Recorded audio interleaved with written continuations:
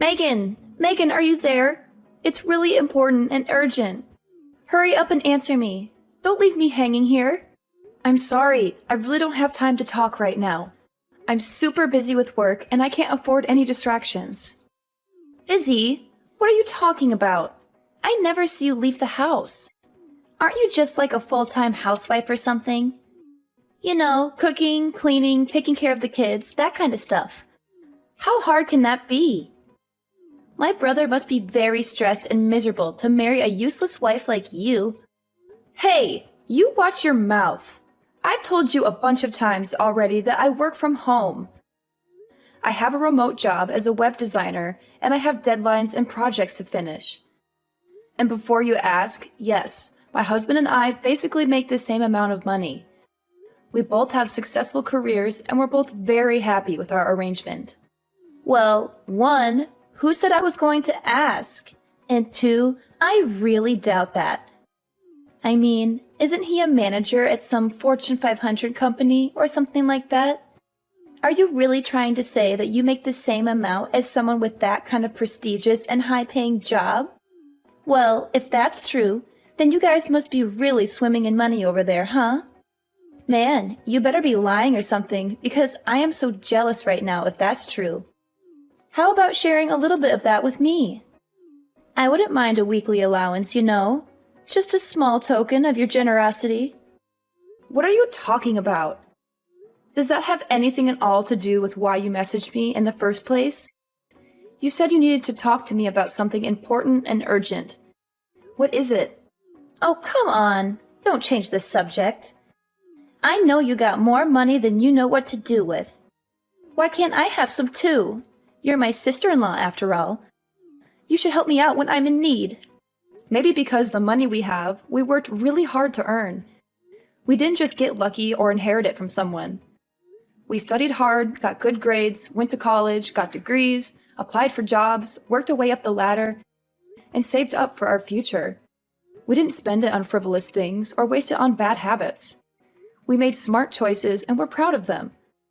I mean, I know you had that part-time job for a little bit while you were in high school, but have you ever even had a job after that? That's what I'm saying. That's why I need money, because I don't have a job and I don't want one either. They're boring and stressful and they take up all your time and energy. Besides, my boyfriend and I want to travel somewhere and we need money to do that. We want to see the world and have fun and enjoy life while we're young and beautiful. Then do what we did. Find a job, work hard, save up, and then you can go on your trip. That's how most people do it. Are you serious? But that's so lame. I could never do something as uncool as that. Are you calling having a job uncool? It's not that I disagree with you, but I really worry for your future if that's how you think of working. How are you going to support yourself when your boyfriend dumps you or when your parents stop giving you money? Well, duh. That's because I'm just going to marry rich and never have to worry about any kind of lame stuff like that. That's my dream and my plan. And don't worry about my boyfriend dumping me or my parents cutting me off. They love me too much to do that. What? Is that really your plan? Just marry rich? Has it ever occurred to you that someone that rich might want someone just as motivated to work and succeed? What? And are you trying to say that I'm not that kind of person or something? Are you trying to insult me or hurt my feelings? Because if you are, then you're doing a terrible job at it. Well, I know you don't have a job. And I'm pretty sure you never do any kind of housework either, so... And you're cooking. Well, remember what happened last time you tried to make something for the family, right? We all just ended up ordering takeout after one bite. You said you wouldn't bring that up. That's not fair. And remember that healthy dish you tried to make that one time? It was that stew that you just dumped a whole bottle of vinegar and that terrible health powder into? Oh man, that was a classic. But anyways, I guess my point was to say that you probably don't cook much around the house either. You probably just order food or eat out all the time. It wasn't the whole bottle, you know. Besides, we'll just hire a maid for all those kinds of things, so problem solved. Yes, you're very clever. Alright, well, Do what you want, I suppose. Anyways, I have to deal with some clients, so I can't text anymore. See ya. That's fine. I was going to head over to your place to hang out anyways. What? You mean, like right now? I'm sorry, but I have a couple of friends coming over tonight. Let's hang out another day, okay? Oh, don't worry. I don't mind. They won't bother me at all. That's not what I was worried about. I'm the one who's going to be bothered. You always crash my parties and make everything awkward and annoying. Do you remember the last time you went to my house while my friends were here? You made fun of our hobbies and interests and acted like you're better than us, which caused trouble and drama and ruined the mood for everyone. I already said it'll be fine. See you in a little bit. Flora, where are you right now? Where I am is none of your business. You're my sister-in-law, not my mother. It's not your duty to keep tabs on me and monitor my every move. I don't have time to argue with you. Tell me the truth. Did you sneak into my driveway and take the Ferrari that was parked there for a joyride? I need to know right now. Answer me. What's the big fuss? Why are you freaking out? It's no big deal. My boyfriend and I just thought it would be fun to take it for a little spin, that's all. What? A spin, huh? Yep, the wind and sun just feel amazing. We didn't do anything wrong. We just wanted to have some fun. And where, may I ask, did you get the keys for that car? Well, when I was leaving your place, I saw the key case lying there in a bag, and I just kind of helped myself. I thought you wouldn't mind if I borrowed it for a while. You wouldn't even notice if one was missing. You just rummaged through a bag you found at my place? It wasn't some random bag, it was yours. And I figured since we were sisters, what's yours is mine kind of thing, you know? Sharing is caring and all that. Flora, that bag wasn't mine. I don't own a bag like that. Oh, really? Oh well, I guess it doesn't really matter exactly whose bag it was. I mean, who could even worry about the small details like that when the keys to a Ferrari are sitting right there in front of you? It's like fate or something. Well, you better start worrying about them. Anyways, my boyfriend and I wanted to pretend honeymoon, so that's why we took it. We'll be back in a few days. You took that car so you two could go have a pretend honeymoon? That's what I said. And this guy says he goes to Harvard, so, you know, he'll be set for life. Maybe we'll even get married for real one day. Of course, if that were the case, then we could go abroad for our honeymoon, of course. I can picture it now, globe-trotting from one fancy hotel to the other with my new husband. It sounds dreamy, doesn't it? And now we're getting to practice that in this Ferrari. I would have never guessed this would be happening to me in 1,000 years. Today might be the day I ask him what he thinks about, you know, tying the knot. Stop talking about your fake honeymoon and return that car right now. Yuck. Chill out. Flora, this isn't a game. I am being serious. Don't let things go too far. Why are you always trying to spoil my fun, huh? How come you never told me you owned such a cool car? Why did I just find out about this today? Flora, the car isn't mine. Wait, are you serious? It's not your car? No, it belongs to one of my friends who was at my place when you came over. You're not talking about the one really poor-looking lady, are you? That lady is not poor in the slightest. Well, if she really was rich enough to afford this car, then how come she wasn't wearing any expensive clothes or anything when I was there, huh? Because she's just the type of person who likes to spend money on cars and not clothes. Oh, I see what you're doing here. You're just jealous and you don't want me to have any fun. I get that you didn't want to lend the car out, but there is no need to lie to me about who really owns it. Oh my god. I literally cannot deal with you right now. Just bring the car back now, okay? Sorry, we already hit the freeway. I think it's a little late for that now. The freeway? Just where are you planning on taking it? Don't worry about it. Daniel is a great driver. It'll all be okay. Has he ever even driven a sports car like that before? Nope. He says it's his first time. And you took it on the freeway? I know. Isn't it so cool? Just bring that car back now, okay? How many times do I have to say this isn't my car? Why are you so stubborn? Nah, we're good. After all, we need to use this car to get around on our fake honeymoon. This isn't a game, Flora. I'm being serious. Oh, and one more thing. I borrowed your credit card. Hold on a second. You did what? Yeah, I borrowed your credit card. Why didn't you tell me about that either? I didn't know you were a black card holder. I thought they only gave those out to celebrities and famous people and stuff. You must be really rich and successful, huh? What do you mean, black card? I don't have a black card. It's bad to keep lying to your sister-in-law like this, you know? You should be more honest and generous with me. After all, we're family, right? Wait, I am being serious. Do you have a problem with reading comprehension? That card is not mine. It belongs to someone else. Anyways, we'll be taking both your card and your car for our little escapade. We already stopped to get lots of clothes and other supplies for our trip with the card. And of course, we spared no expense and got all branded stuff. I think we've already spent like 20 grand or something. You've spent $20,000 using that card already? Yeah, and it doesn't seem like we're even scraping the limits of what this card can do. Who knew you could do so much with a black card? Man, you are persistent.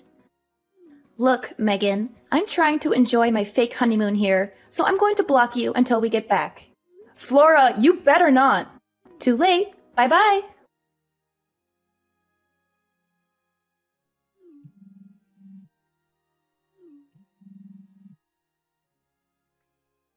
Megan, pick up the phone. It's an emergency. I'm not joking around. I'm being serious. You have to answer me right now. What do you want? I'm busy right now. Can't you leave me alone for once? I can't use your credit card anymore. It stopped working. Was it a fake or something? Did you trick me into taking a fake card? Was the black card you stole a fake? Yeah. Daniel and I are trying to check into our hotel, but they won't accept our card. We made them try again and again, but they said the payment wasn't being accepted. That means that the card was a fake or something, right? Oh man, this is bad. What should we do? Flora, you can't use that card because the owner froze it. They realized someone stole their card and they called the credit card company to stop any more purchases from being made on that card. What? They froze the card? How could they do that? Yeah, it's that thing when you call the credit card company to stop any more purchases being made on that card. It's a very common and sensible thing to do when someone steals your card. I know what freezing a card means. But if the card is frozen, then that means we can't check into our hotel. And the room I booked was supposed to be one of the best suites this place could offer. It had a jacuzzi and a balcony and a minibar and everything. It was supposed to be our dream vacation. Maybe just try paying for the reservation with your own money instead. But we only have a little bit of cash on us right now. We spent most of it on gas and food and souvenirs and stuff. We thought we could use your card for everything else. I see. And if it was a hotel suite that I'm sure cost quite a bit, huh? Maybe just go to the bank and take out some money to pay the deposit. You know, the bank where you have an account with your own money. I didn't bring any of my bank cards on this trip. Wow. Are you serious? Going out to such luxurious places, but you didn't bring money, but only care about using a black card that's not yours? How irresponsible and selfish can you be? I didn't think I'd need to since I was going to be using your card instead. That's why I need you to go unfreeze the card right now. Please.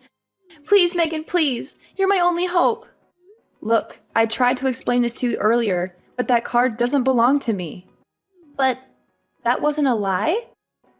You weren't trying to trick me or prank me or something? Flora, open your eyes. Look at the card. What name is inscribed on it? Is my name Megan Flynn? But I thought I looked at it before I took it. Let's be real here. You barely read at a 4th grade level. So let's not pretend literacy is your strong suit. Don't be freaking rude. I know how to read. Okay, then take out the card. Hold it up to your face and reread the name printed on the card. But it can't be. I just glanced at it and I thought it said Megan, but it really says Megan. And the last names are the same. How can this be? It's quite the coincidence, right?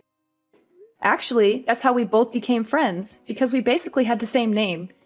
We joked about how if we were a couple, people might have trouble telling us apart on paper. So then who the heck is Megan? Why don't you try asking your boyfriend who she is? Why would Daniel know who she is? Just try asking him, okay? Maybe he'll tell you something interesting. What the heck? When I asked him about Megan, he took the car keys right out of my hand and ran out the door. He didn't even say anything. He just looked at me with this guilty expression and bolted. He left me here alone with no money and no car and no hotel room. Well, that's too bad. Maybe you should have thought twice before stealing someone else's card and car. And you should have been more careful about who you trust. Hey Flora, were you able to catch Daniel in the end? Did you find out why he ran away from you like that? Well, you could say that.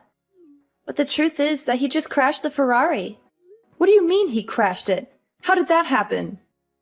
Did he get chased by the cops or something?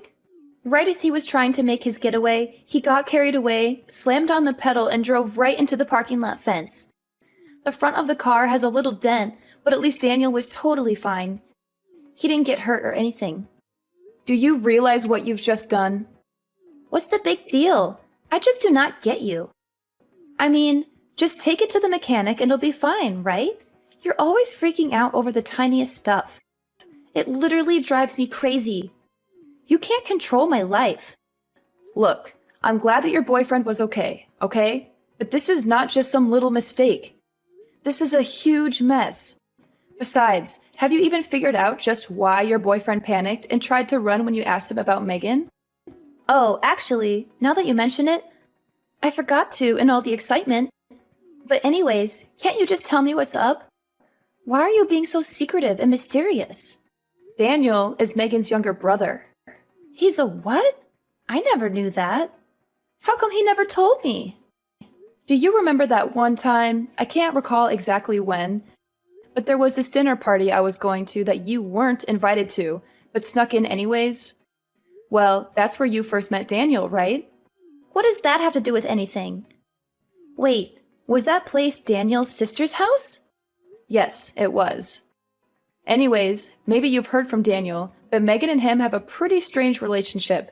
So that's probably why he flipped out when you told him that the cards you just borrowed actually belonged to his older sister, Megan.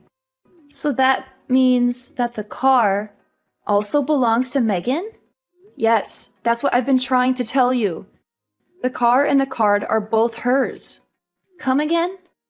Okay, I'll try to explain everything from the top one more time. Neither the Ferrari you were driving nor the black credit card you were using belong to me. Both of those things that I just listed above belong to Megan. Wait, so then her own little brother doesn't even know what kind of car she drives?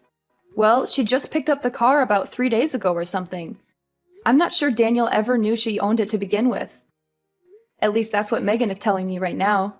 Megan is there with you? Yup. And is she mad at all? I would describe her as very mad, actually.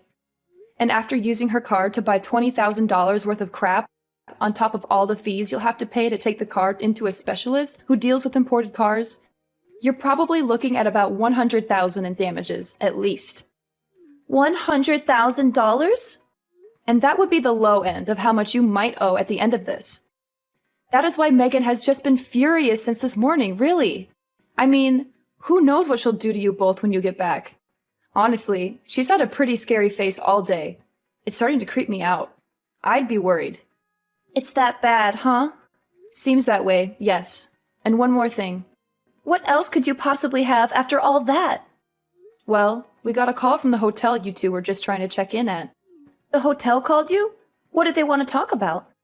Well, Megan's husband actually manages a resort company, and it turns out he's pretty close with the owner of that hotel. So he got a call right away when someone using his wife's card showed up. Wait, what are you getting at? What are you going to say next? I'm getting there. Anyways, I guess the police showed up to the hotel to ask about who this person with his wife's card was, and was asking Megan's husband if they wanted to pursue any legal action. I mean, I won't lie, she's not a lady you want as your enemy. Anyways, on that note, I gotta go. See ya. After dealing with the crashed car, Flora and Daniel finally came back home, both looking like dead men walking. They were exhausted, scared, and ashamed of what they had done. Megan was, of course, waiting for them in a swiveling chair we have, just so she could turn around dramatically to greet them as the two of them got on their knees to beg for her forgiveness. She had a cold and stern look on her face as she took out an envelope from her breast pocket and handed it to them. Inside was an invoice for $70,000. Listed there were, of course, the goods purchased with her stolen card, as well as the estimated cost for the Ferrari repairs. Towards the end of the items, however, was also listed the repairs on the hotel parking lot's fence, which was destroyed in the accident, as well as a hefty fine for reckless driving. Megan told them they should both be grateful that she didn't call the police on them or sue them for damages. She said she was being generous and merciful by giving them a chance to pay her back. Now, Flora is working at one of Megan's husband's resorts. She has to do all kinds of menial and humiliating tasks, such as cleaning toilets, scrubbing floors, and serving rude guests. Meanwhile, Daniel had to drop out of college and find a job at a company owned by a friend of Megan's. He has to work long hours in a cubicle, doing boring and tedious paperwork. He also has to endure the constant mockery and harassment of his boss and coworkers, who know he is there only because of Megan's influence. She made sure to wish them both good luck in paying back every single dime they owe. She also said she would be keeping an eye on them and monitoring their progress. She still goes to check on the two of them periodically. I think she gets some kind of sick pleasure out of seeing them both work so hard for what they did to her. She always has a smug smile on her face when she visits them. She says she is just being friendly and supportive, but I know she is really enjoying their misery.